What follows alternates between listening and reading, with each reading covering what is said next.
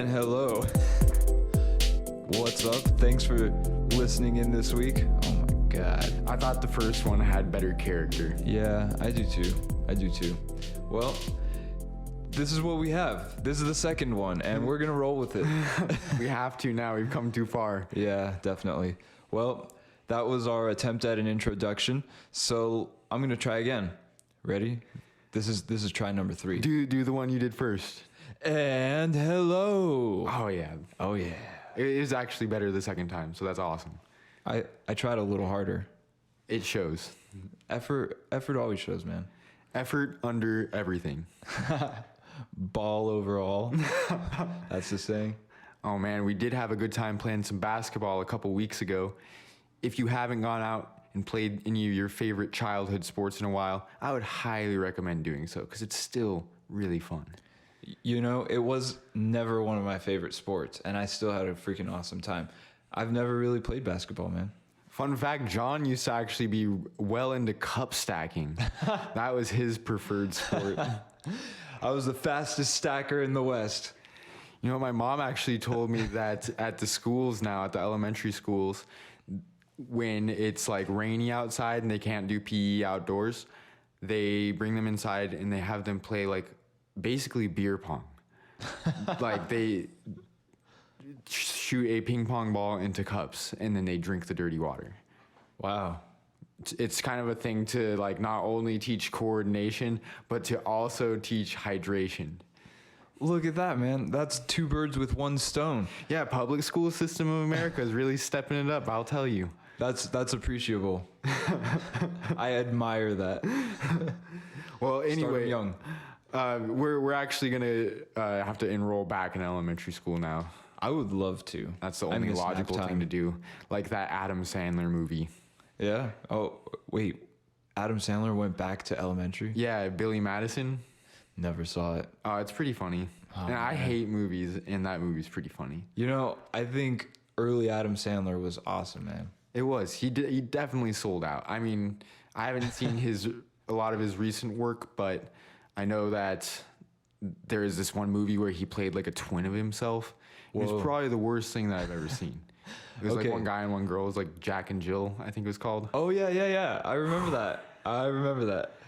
Did not like it. Okay, Click. How about Click? All right, Click wasn't bad. I saw that, and It's pretty good. it was funny. It was emotional. It had everything you need. So I'll give that one a passing grade for sure. Yeah, I agree, man. He's been doing a lot of serious movies. But hey, if you're listening, Adam Sandler, well, thank you. Well, we know Adam Sandler is listening. It's not a question of if, it's when you hear this, Adam. That's my boy. Yeah, we actually, he partakes in the online training with the Iron Will Collective. He is one of our oldest members, not by age, but by length of time served in the collective. You know, if dedication could be wrapped up and embodied, it would be his fingers. Absolutely would. Like his whole physical being just emanates awesomeness. Yeah, this should actually be called the Adam Sandler Collective, to be honest. I would do it. I support this. I don't know. Iron Will Collective feels a little bit more Soviet, and we were actually really thinking about taking a communist approach to things. And basically, when you come and live with us, there's no money exchange. It is only you come and lift if you want to eat, type of thing. You've got to do your part for the community. Man, imagine that. That'd be awesome. That's actually one day we aspire to live on some sort of compound with a small community of like-minded individuals, live off the land. Yeah, that's definitely been a goal of mine. I want to learn how to grow vegetables and then eat those vegetables. And I also want to learn how to raise animals and then eat those animals. Because, dude, 1 cow. Do you know how long 1 cow would last? We just have to figure out some electricity so that we could keep it that long and not in jerky form. Yeah, you'd need a fridge for sure, a freezer.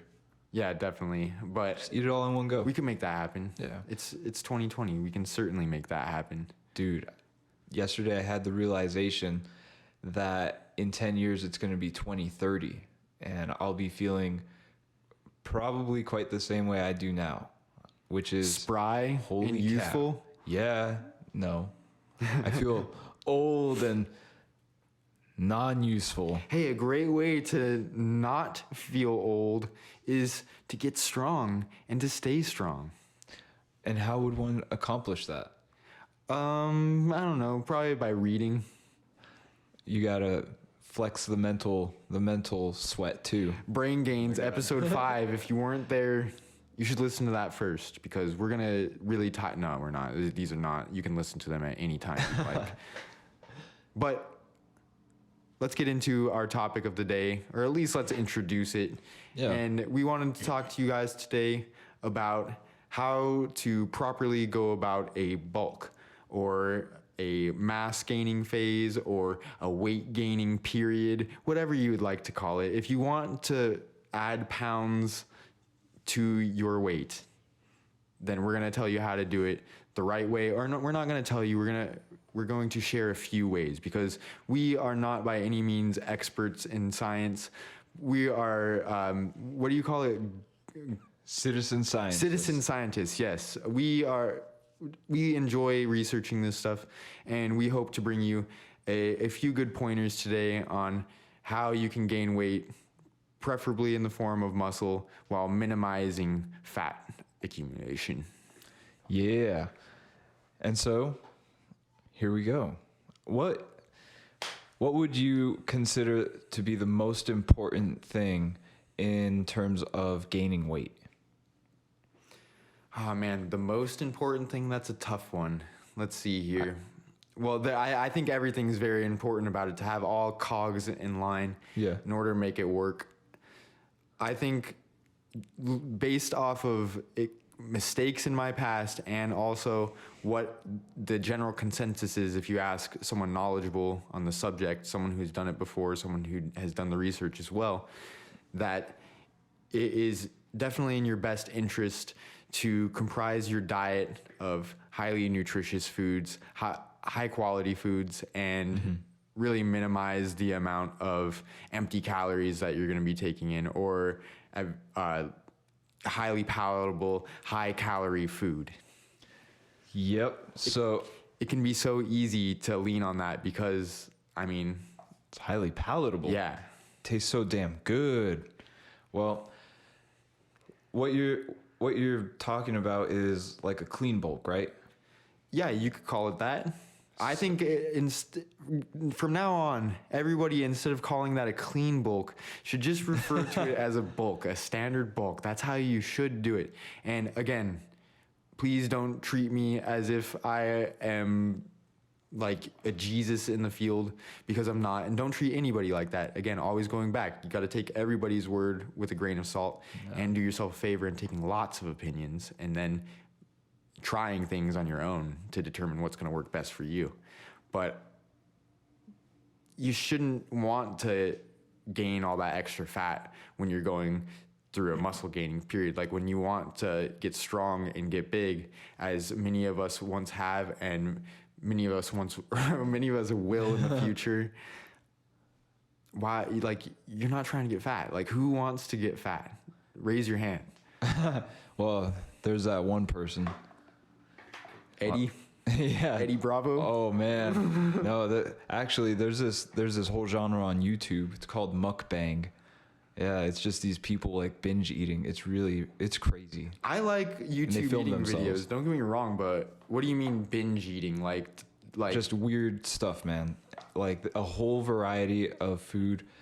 Oftentimes it's just kind of nasty. Are they doing like challenges where they eat fast, like see how much they can eat in an hour type thing, or? No, actually the goal is to be as messy as possible. So it's definitely an ordeal. Apparently it's starting in Korea. And North Korea? I don't know if they have the food to support that. I heard that they had a little bit of a shortage. But that's actually pretty sad. I heard it's because in their culture it's actually more common to be reserved at the table. They have very good manners as a society, and so that's why they like when people go online and basically do the complete opposite of what's socially accepted. It's kind of like porn for them. Yeah, it's food porn. I mean, everyone can get into a little bit of food porn now and then. Me as well. Like watching like some Food Network show or something like that where they're cooking up these crazy burgers. Ooh, I love doing that. Even barbecue if I'm for hungry. me, like ribs and things that take like I don't know more than 10 hours to make. Let's go to that place. Whoa, brush fire. Yeah, brush fire fire. barbecue. Shout out, super good food. Yeah, we'll take some free napkins. And I don't know if I would consider that clean. I don't know.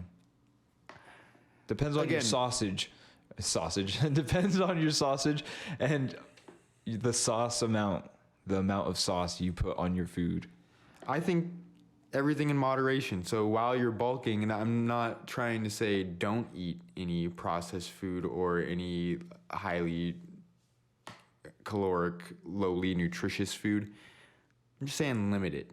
You want to have a high percentage of your diet to be in proper approved foods, preferably just whole foods. Keep it simple. You can eat a lot of stuff and cook it up to taste really good if you just spend a little bit of time practicing. And you won't want to have that much junk food. So that's what moderation would look like. Exactly, yeah. So think of just like you'll want your grades to look good. So think a B or better. So like 80% or better. Heck, even a C plus, 75% or better. That's still going to be better than like a 50-50 or just straight up not even thinking about it and just eating everything in sight like I once did. Yeah. Bear mode. Different. That's like more like raccoon mode, like you're eating out of the garbage can. But oh my God, it's delicious. So, okay. Going back a little bit just to backtrack and I guess answer the initial question again or hit some bullet points on it. You said that the most important aspect of gaining weight in terms of muscle would be the quality of your food and your ingredients. Not the most important, but among the most important. So, Okay. in my opinion, you must also have very good sleep habits especially during a bulk, because you're going to want to give your body all the time it can, and the best opportunity to do that, or not the best, but a great opportunity to do that is in your sleep, to repair and recover so you can get back in the gym and continue to train hard, which is the other thing that I think is among the top things to do, and that is train hard. That is going to tell your body basically that you want muscle and not fat. Yeah, that's giving your body the appropriate stimulus in which to adapt. So if you were in a caloric surplus, eating more than you needed to maintain your current weight, and you weren't working out, the adaptation your body would make is fat gain. Yay! Woo! Which is what nobody wanted, except for that one person we talked about earlier, and apparently some of Koreans' mukbang society. I think that you could say not like there's probably like 2 in 50 that will want to actually gain fat. Like think if you have some sort of eating disorder that has rendered you very, very frail and skinny, you probably want to gain some fat along with like some muscle, but you'll be happy to gain fat with that. Yeah. So there For could be sure. some exceptions. It's situational. I mean, what's interesting is in the powerlifting community, for a very long time, it was in fashion to be overweight and pretty much look fat. They called it the power belly. And they're, don't get me wrong, very muscular, but they did carry a lot of additional body fat, which, that increased their weight. But lately, and I think a lot of it's thanks to Hafthor Bjornsson, the mountain, he came on the scene as somewhat of a leaner powerlifter and kind of made it more popular to show a little bit of abs. So like Brian Shaw has even lost weight doing keto. Big Z, Zavicus Zydrunas, I hope I'm saying that right. He lost weight doing keto, and so they're all losing their power bellies and starting to show abs. So, that's where goals come in. I mean, Fat has its place on the human body for sure, but it's an excess of fat is where you run into some problems. So That's not to say that everyone has to get like super lean enough to show abs or anything like that. Right. But you'll definitely want to be not obese. That's a good place to start. Well, you definitely need to establish a standard. I agree, that's a great standard. But beyond that, I think when it comes to setting the goal of bulking, you really need to kind of suss out a few of the details. And something that I think would be really important, and along with your first answer there and all the other ones, I guess all these things are kind of equally important. Exactly. It's too hard to pick one, in my opinion. But I wanted to say, knowing what your oh my gosh, can't talk today, guys. Knowing what your maintenance calories are, and then knowing how big of a surplus you'd like to shoot for. So if you're a hard gainer or somebody that struggles to put on weight, then you need to have a very good idea of where your calories are, and you can figure that out a variety of ways. There are formulas that you can use. They're not 100% exact, but they give you a ballpark range. There are even some breathing apparatuses that you could use if you have the means, but yeah, they come standard if you get a DUI. wow, that's it. That's all you have to do. All right. Easy peasy. Yeah. So knowing where to start, and then that way you at least have a better idea of how you're going to navigate these waters of weight gain. Yeah, that's a great suggestion as well. I will, however, rebut that. I hope that's the right word. Yeah. By saying that it's possible to go about doing a bulk or a cut without knowing any numbers or anything like that, or tracking your calories. You can simply take the signals from your body and use them to track. So, for instance, if you're trying to gain weight, after a meal, a good gauge of how much you ate, how many calories you had, be how full you are. Mm-hmm. So typically, a normal person, a good recommendation would be to stop eating once you start to feel satisfied or full. If you're wanting to gain weight, of course, you're going to want to push past what your body says. Like, your body's telling you, okay, that's good. Like, we got enough. That's what we needed. But you're going to tell your body to F off, and you're going to stuff some more stuff down your throat.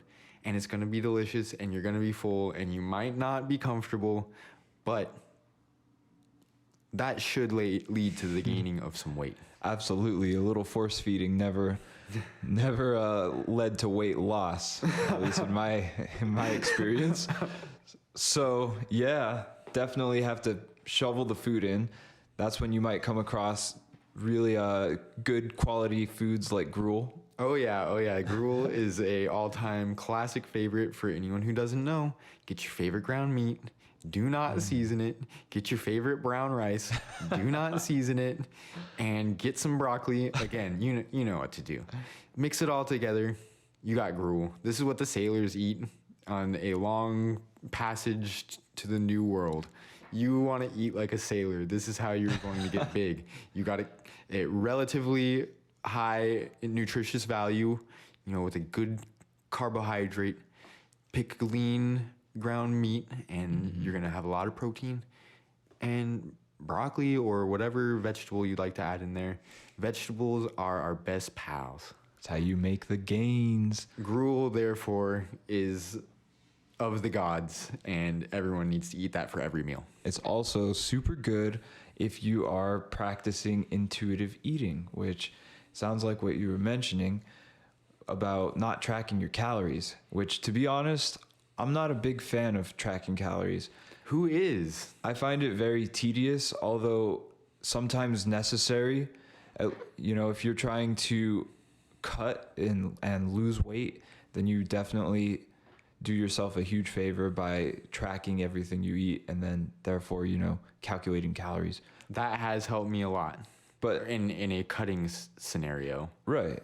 So I've tried it in both, and I got to say that, especially if you're gaining weight, man, if you're trying to log all of that food that you eat, and likely a lot of that food is not going to be just easily there. You're going to have to either make it with all the ingredients, or you're going to have to just guess and put a random number in there, but it's basically just, it's not necessary, but it can help. Yeah. So unless you're one of those people that really needs to have all this data available, then it's not something that is 100% necessary.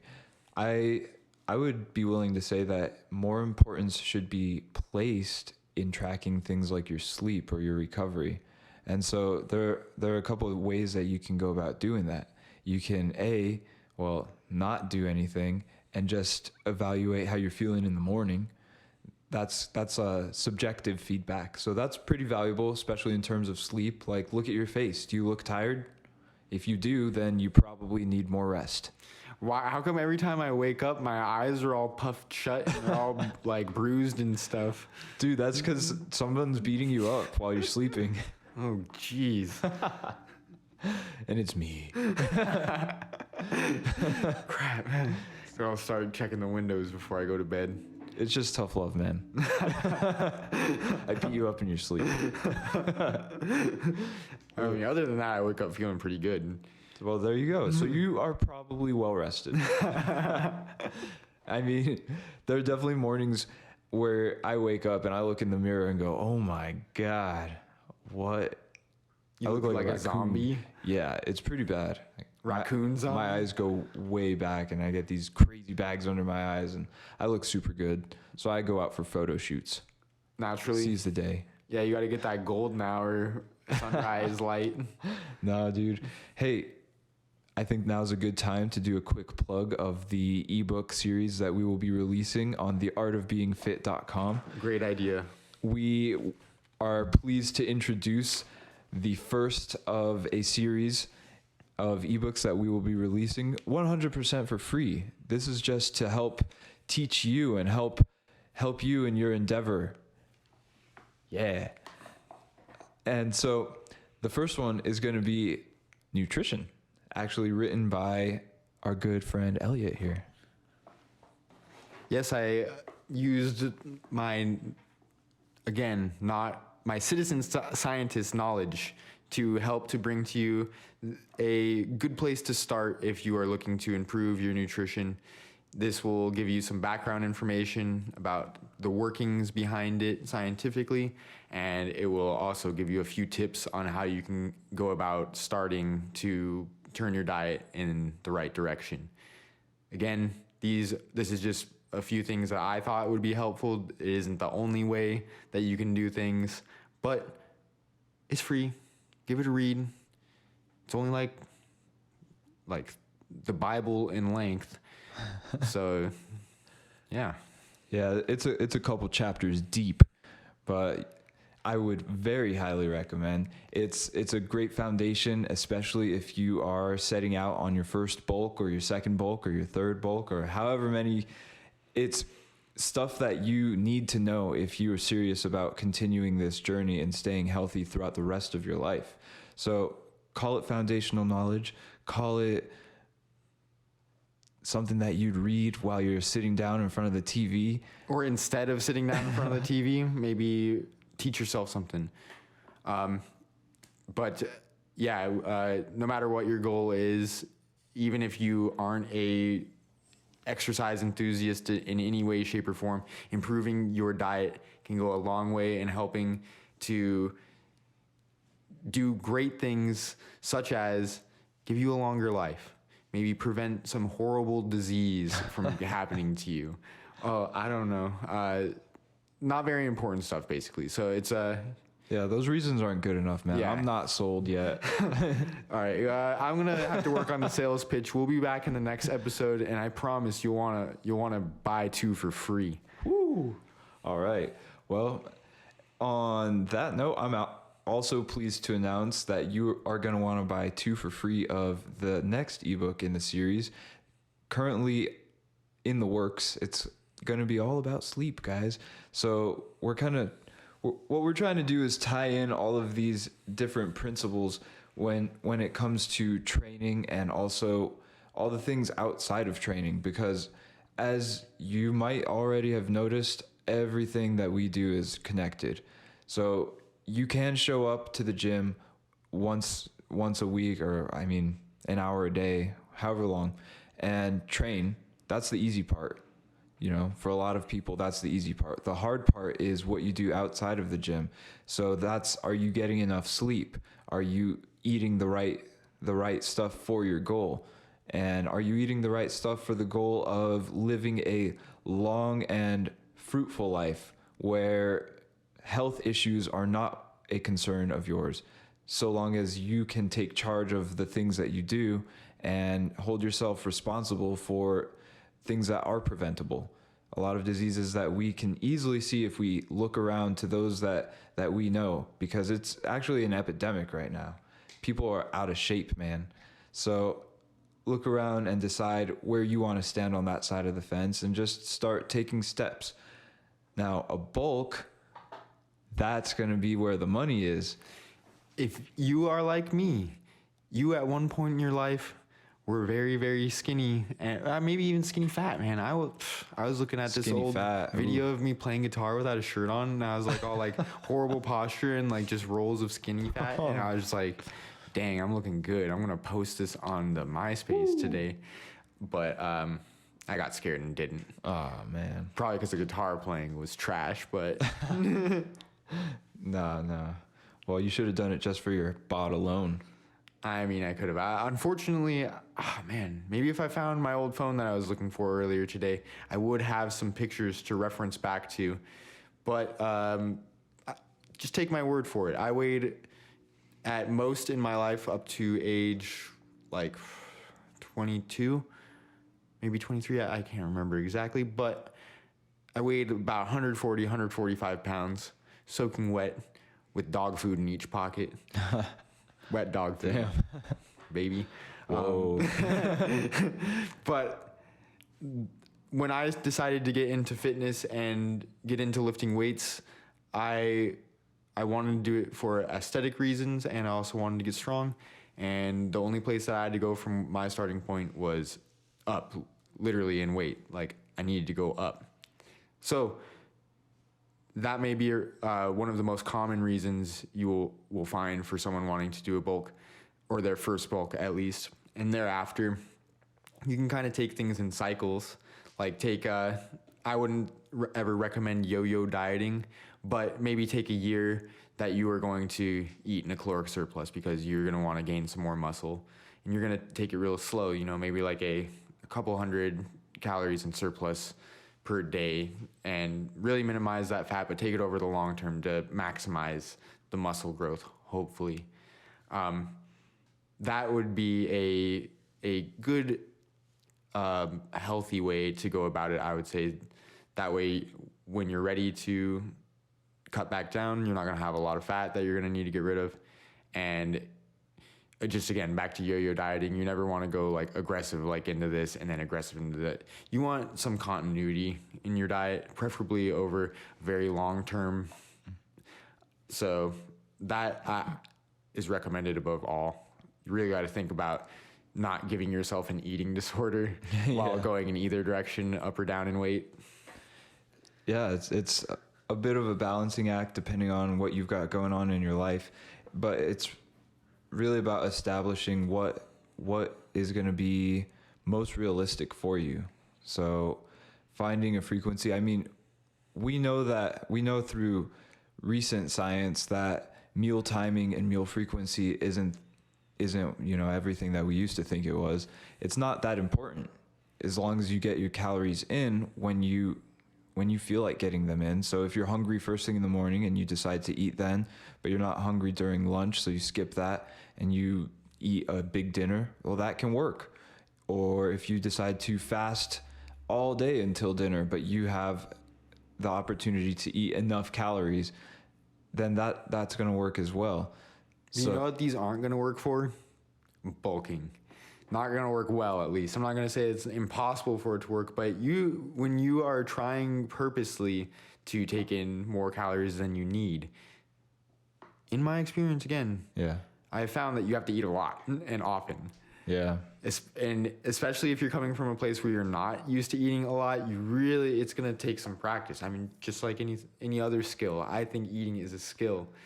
I am frequently complimented by my girlfriend Jesselyn on my eating. She thinks it's amazing. And I'm not gonna lie, like if you eat faster, it not only looks cooler, but you can stuff more in. You kind of beat that full signal. Very true. Well, it's like what you were saying earlier about force feeding. I mean, it sounds like a scary thing. That's probably not the best term. Yeah, I for wouldn't call it, but that's if you're sensitive to how things are named, but I don't think we are. So we'll call it force feeding. Okay. Let's call it gentle inclusion of additional nutrients. Gentle, aggressive. You have to shovel it in. Now you're scaring me again. Oh man. Okay. Well, the point is you gotta eat. That's how you bulk. And apart from that, you've got to sleep. Apart from that, you've got to train appropriately. So just to cover a few of the other bullet points here, what kind of training would be most ideal for a bulk? I would say resistance training. I think if you have the goal to put on muscle, then the best way to do so will be through resistance training, whether that be calisthenics or in the weight room with or without equipment. That is going to be your best bet. And even with calisthenics, to a point, as you develop with your skill, there will reach a certain point where you can't develop certain muscle groups so well with these exercises. So you might want to consider some sort of resistance training. I don't know. We just think that is awesome. We love resistance training. We don't like cardio. We don't like anything else. We don't like those stimulator pads you put on to give you abs. We don't like any of that. We just like resistance training. Just kidding. Cardio, you're all right. Cardio is pretty cool. I only do it when I do the Murph, though. Half Murph. Yeah. Gee whiz. So, yes, training must be appropriate and very much the same as nutrition, consistent. Exactly. Consistency is key. I'm going to say that probably 2 jillion times in my life, but there are no hacks in fitness. There is no easy way really to improve your health. The best thing that you can do is to be consistent with increasingly positive habits, wherever that be. So increasingly positive in the gym might be progressive overload. Increasingly positive in the kitchen might be the slow subtraction of certain lesser nutritious foods. Mm-hmm. And in sleep, that might be something like setting your bedtime to be an hour earlier. So little things like this that will add up over time. But the thing is, you got to be on that every day. No days off. I mean, depending on what it is, some days off. Not with sleep. Sleep every 3 days. That's my recommendation. Get it over with. Just get it over with. But no, everything you're saying is totally on point, dude. It's like the analogy of building a house, and that every day is just another brick. I read an article about this. Oh, on the artofbeingfit.com. You should check it out. Artofbeingfit.com. I'll Google that. But yes, you can build a house, but you can't build a house, in an unrealistically short amount of time. It takes time. That's the realization that you have to make. And the house that you're trying to build, metaphorically speaking here, is not going to be some crappy shack. Hopefully you're not striving for that. Hopefully you're striving for something a little bit more suited for the long haul. Everybody deserves that. If you are the kind of person that is going to settle for some garbage house, not literal house again, like why? You deserve the best that anybody else does. Yeah. We're all in the same boat here. And the thing is, the benefits can be had as easily as just incorporating a couple of different and more positive habits into your day. So think about these 3 main pillars of bulking. I mean, I would consider them pillars of health as well. There are so many pillars of health. We just outlined the 3 most prominent ones, which again are in no particular order: sleep, nutrition, and exercise. Right. And then there are so many sub pillars within each one, and we hope to teach you a ton about all of these in the coming weeks and months. And just remember, like, we're regular guys too, so feel free to send us some sort of direct communications. We would be happy to help anybody with any questions, help the best we can, that is. Yeah, definitely. We are doing these things every week. We set time aside, and we're just trying to get better at it because our main goal is to help as many people as we can. So as we go along, we are learning a lot of things. So if you have any comments or tips, man, super appreciated. So just let us know. Also, I'd like to mention that we are trying to release more YouTube videos. We're doing that more regularly. So if you want to stay up to date with all the Iron Will Collective current happenings, then go check out our YouTube channel. It's Iron Will Collective. And let's see, apart from that, we've got an Instagram. So that's another thing. We're just plugging everything. Plenty right of places now for you to reach us. And I'm guessing a lot of the people listening are people who personally know us. So please, to you people especially, like, take advantage of this opportunity and hopefully do something that can improve your life, get you closer to your goals, because we want to help. That's what we're about. Definitely. It's like we said, it's just about incorporating better habits, more positive habits along the way, and being consistent with that over the long term. And we want to be there for you, man, because you deserve it. So thank you. Yes, our goal is to just spread it throughout the community and hopefully broader than that in the future. The more people that can improve their lives and feel better and be happier and believe in themselves more, I think the world will just become a better place. Yeah, that's why it's a collective. It is. It really is. That's Takes why, all of us. yes, we are the Soviets. But anyways, Paying chicken. to quickly summarize our 3 pillars of bulking, John.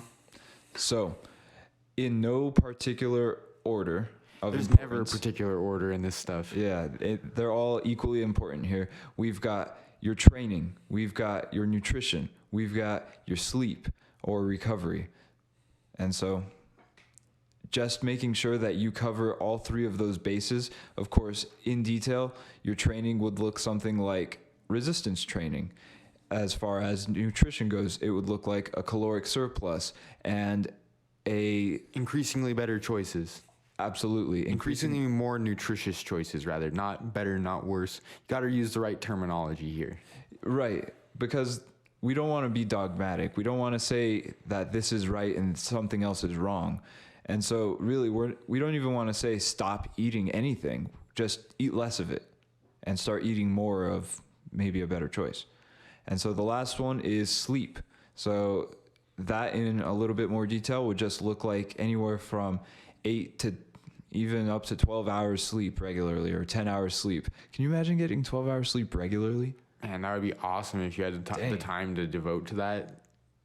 That's like being in a coma for half the day, dude. Practicing for being dead. Wow. Well, and there you have it. Those are the 3 pillars of bulking. Join us for the next episode where we will talk about monkeys. And monk fruit. I love smearing that all over. I love Smirnoff. Smirnoff? You know him too? Yeah, your grandma got me some. Nice. Yeah, very nice, very nice. But again, thank you everybody for joining us, and we look forward to our next installment. Good night. Good night.